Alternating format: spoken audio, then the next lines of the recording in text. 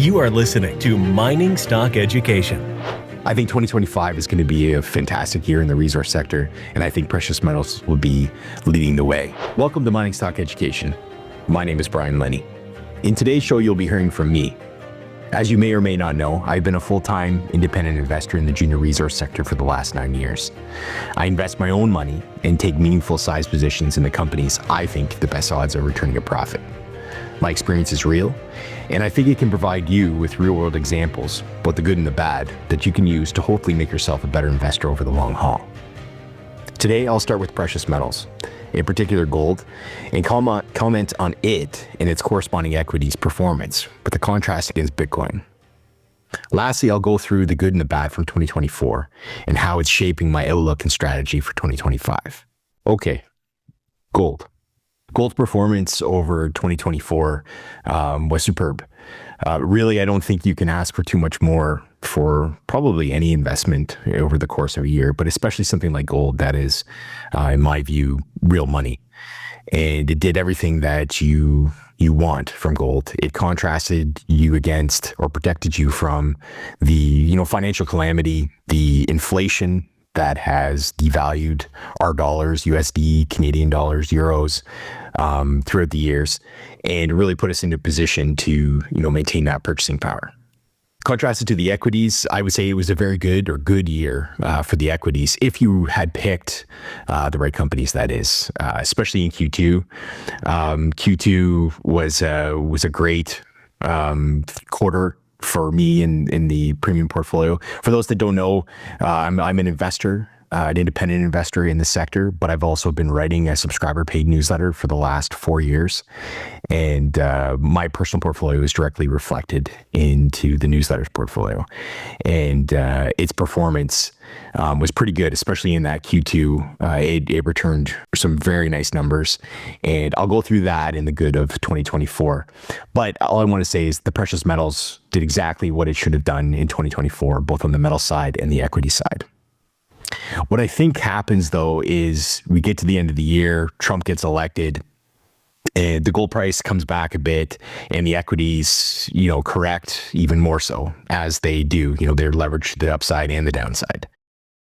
But I think with Bitcoin sort of taking the other mode and it surpassing $100,000 per Bitcoin, and the media and the investors on social media, really pushing Bitcoin and contrasting it against gold, that it's a better investment, it's what the future is, and projecting these huge totals, $250,000 per Bitcoin or $1 million per Bitcoin in the future.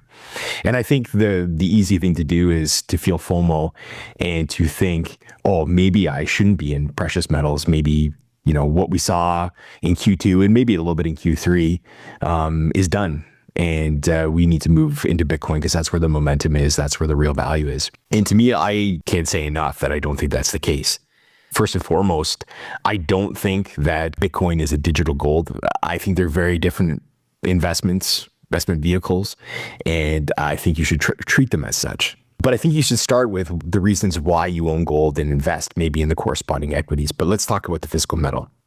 So I think first and foremost, you buy gold because you want to buy money, or let's say a form of currency that isn't attached to any single country's or group of countries' liabilities. Their monetary policy, the amount of debt that they rack up, the way that they collect money and disperse money within their countries. You're not exposed to any of that. Whereas if you buy US dollars, you buy euros, you buy renminbi, you are exposed to those certain countries and how they perform, the amount of debt, the risk of them defaulting, and all these other things. And so that's a big reason why I think you want to own gold, because it is really the only true money out there. Second, I think liquidity is a big deal. Essentially, you could throw 2 or 3 gold 1 ounce coins in your pocket. You can travel to just about any country in the world. And I think you could trade those gold coins for a reasonable return, in contrast to trying to take some different, outside of the USD, trying to take a Canadian dollar or maybe a euro or maybe an Aussie dollar and trying to trade those, which I can tell you from my travels are not that appealing, especially if you're doing black market deals. And I say black market is not the criminal black market, but what I'm saying is trading with another guy on the street for money, he doesn't want to take Canadian dollars. He'll probably take US dollars. But I would say in almost any circumstance, provided that he recognizes the coinage, he's going to take that gold coin, and you're going to get close to spot for that. And I think that's all you could really ask. So liquidity is a big deal. And the fact that it's physical, I think is another plus. And that's in contrast to Bitcoin, where I think is the real divergence is that gold or precious metals are tangible. You can physically own them, keep them at home, keep them out of the financial system. You're not exposed to the risk of cyber threats or theft, of cyber loss. Like for Bitcoin, in contrast, if you look at the breakdown, and I'm not even sure if these are real, but you can see upwards 10% of the Bitcoins that are in existence are actually lost, with laptops that have been stolen or garbaged. Or the portion that Satoshi owns himself, really nobody knows who he is. And thus his portion, which I think is 13% off the top of my head, is just out there somewhere or maybe gone. And so I think the physicality, that tangibility in a digital world, I think is a huge thing. And it is for me personally. And I think as we move forward, obviously we're looking possibly to getting even more digital, or everything more digital in our lives. And therefore, I think that the physicality of precious metals and its worth as a tier one asset become that much more worthwhile owning. And I think that's why central banks is partly going to want to have that, because it's out of that system and something that they can hold within country and not necessarily worried about some outside influence taking advantage of it. Of course, precious metals could be stolen, but it's a whole different thing outside of the electronic realm. Additionally to that, I think one of the big points against Bitcoin is its volatility. And this is something that might change with time as more Bitcoins or all of the Bitcoins get mined. I think it's 2034 where 99% of the Bitcoin should be out on the market. And maybe by that time, this would be more thinly traded, or the volatility will not be a thing. But right now, it very much is. And I would say it much more favors the trader than it does the long-term holder, especially when it comes to trying to maintain your wealth over a period of time. I think gold has shown that over decades, more than a century, that it can maintain your purchasing power. And that history, again, is something meaningful along with that tangibility. One of the last points, and I sort of touched on it before, is who is Satoshi Nakamoto? I find myself wondering, who that is, and thinking that is extremely important, because when you start seeing or start hearing about governments such as the US government, or maybe, the Eurozone, or other governments, real governments, like big economies, thinking about taking a Bitcoin reserve, whether that's just hype or whatever, but if they do indeed start doing it, considering the amount of control and oversight that they have wanted on their own currency and the trading of other currencies into their own country, it makes me think that they must have some more control that the market isn't fully aware of, or maybe that's just the general population, or maybe it's my ignorance. Regardless, I think it's a point to ponder, and it's a point that definitely keeps me out of the Bitcoin trade, but more focused on gold and all of those points that I brought up of why I think gold is such a good investment, or something to maintain your wealth. So putting it all together, I think gold is a place that you can maintain your purchasing power over time. And I think the thesis supporting that only grows over the coming years, as I don't think, no matter who's in power, as much jubilation and optimism that surrounded Trump's election and the contrast against Biden, whatever that means to the various people. I still think that the governments are prone to try to fixing mistakes with spending, and the prudence of holding your money in gold will help contrast that direction that these governments and countries seemingly can never break. And so for me, buying bullion is definitely part of it, and then the corresponding equities, I think, go part and parcel. Okay, the good and the bad for 2024. And if you didn't know, if you go back to, I did a similar podcast at the end of last year or the beginning of 2024, going over the same same thing where I look at my year previous, see where I made my mistakes, both good and bad, and use that to try to get better. And so we'll start with the good side. 2024 was a good year for me and for the portfolio. Both patience and, I would say, probably courage to hold a few positions over a longer period of time than I would have thought paid off. Two of the big winners in the portfolio were G Mining and Montage Gold. I held Montage Gold a little bit more than 2 years, and G Mining is around 2 years until we really got the return that I was expecting from the original investment. It sort of proved two things to me. First, for those positions that I have a ton of conviction in, I have to be taking a good size position in those companies. Around that 10% mark, I think is a really good goal for me personally. It's going to vary by person, but that 10% mark is very meaningful if I'm right. Yet it doesn't destroy me if I'm wrong. And that's also contrasted by the types of companies I'm invested in. Do I think I would have lost 100% of my money in either of those two companies? Probably not. But still there had some risk to them, and delaying it further in terms of realizing that profit potentially could have been a problem. And with any of these junior companies, the longer that you hold them, there is the more risk of dilution and just all the other things that can pop up, political risk and such.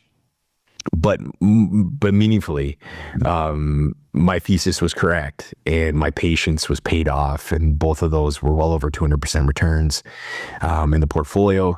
And having those higher weightings definitely allowed me to make some of that money back that I had lost in the preceding 2 years, 2022 and 2023. And if you go back to those musings from last year, I talk a lot about those losses and how they were good teaching moments. There's nothing like a loss to snap you back into reality of what you're dealing with, especially in my position where, making the money that I did make allowed me to leave my job, a career in steel manufacturing and to get into this world of, investment and specifically with resources.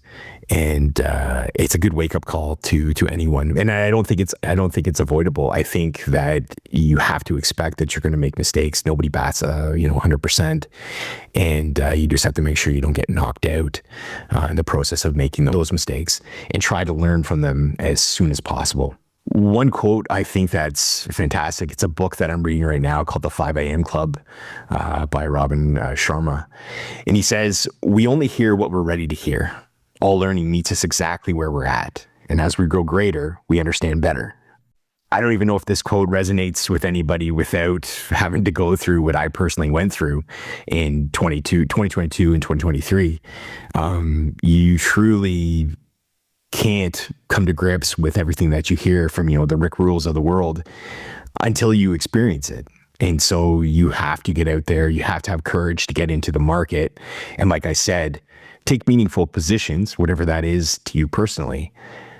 But don't allow any one of those positions to blow you out if you're wrong, because the vast majority of the time, you're probably going to be wrong to a degree. And losing money, especially with the cyclical nature of the resource sector, you can do all the right things and sort of be right, but be wrong because you're at the wrong timing in the cycle. And you just have to come to grips with that. One other point that I want to leave you with too is the emotions that are associated with the wins and losses, but specifically with the losses. Looking back into 2022 and 2023, if you asked me back then, at the time, I don't think I would have put it together that the outside influences, basically what was going on in my personal life, how it affected the way I deployed money, both from an allocation and how I managed the positions. And looking back, again, kind of echoing Robin's 5 a.m. Club quote and other things I've heard from mentors, maybe that's something I just had to go through. But I think the point is to everybody, or to any investor listening, is to look at what's going on in your life and realize that most likely what's going on in your personal life, your employment life, like maybe you have a 9-to-5 job, all of those things can be having an impact on the investments or speculations you make, making you have a higher higher risk tolerance, or maybe having a lower risk tolerance. All these things, kind of play into those emotions that are brought out of our daily lives. And I think it's just a matter of you being aware of it. And if you've come up with a process and you find yourself deviating from it, ask yourself, why am I making this change? Is it based on some logical reason that, I learned this, and this, and I needed to change it? And so there's a logical approach, or is it all emotional approach where I need to make as much money as I can right now? And that's why I'm willing to get into this high risk, high reward exploration stock. If you're making emotional decisions, I can almost guarantee, especially over the long haul, they will amount to losses and potentially knock you out of the market. And like I said, that's what you want to avoid. So managing your emotions and understanding that you're human and you're susceptible to those influences, I think, is a big part of it. And when you find yourself making emotional decisions, if you can, try to stop it and do something else. The last part of that is also to do with portfolio size. And all these things sort of flow together in terms of taking meaningful size positions. Like for me, that 10% is a big deal and a good target. But when you start doing that, you probably put your portfolio in that 10 to 15 company range, which I think is a really good range. And that's actually where I am right now. I believe it's 14 or 15 companies that I hold in the portfolio. And really, that's pretty manageable in terms of following news flow and having regular updates with the company executives. But I think even more so, especially for the newbie investors, in my view anyways, you need to focus on fewer companies and knowing them as best you can and going from there and taking your swings with them, because the following momentum and trying to hook onto winners such as things like Bitcoin, I think eventually you can be lucky in the short term, but over the long term, these aren't the ways that you build yourself as a successful investor. And that's something that I've learned and I'm getting better at as I move along. I think 2025 is going to be a fantastic year in the resource sector, and I think precious metals will be leading the way. I look forward to a great year of hosting interviews on MSE and hope that you can come along with me. Happy New Year.